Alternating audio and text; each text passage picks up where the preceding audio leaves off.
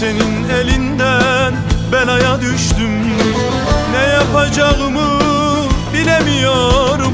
Yar senin elinden belaya düştüm. Ne yapacağımı bilemiyorum. Sevsem olmaz, saysam olmaz. Arsız belam sensiz olmaz. Bu neyin nesidir bilemiyorum.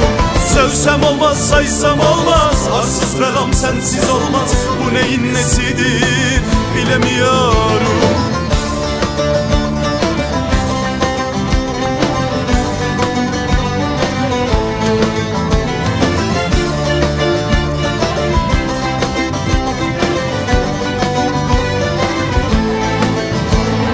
Benden şikayetçi olmuşsun ama suçum nedir bilemiyorum.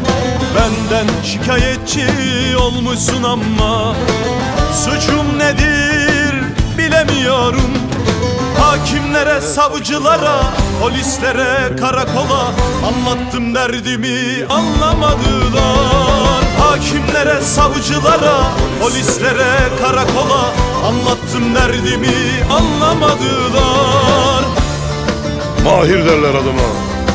Ölümün pahasına olsa da döneklik yok kanımda. Tuşluk yazmaz bizim kitabımızda. Günahınla, sevabınla sevdim seni.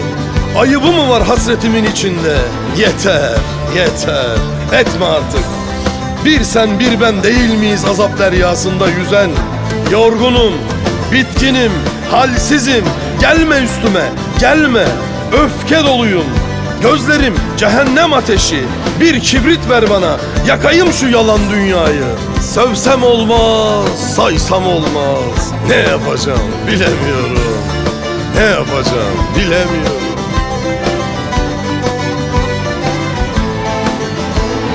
Bela benim başımdan hiç eksik olmaz. Dağlarımda kırmızı güllerim açmaz. Bela benim başımdan hiç eksik olmaz. Dağlarımda kırmızı güllerim açmaz.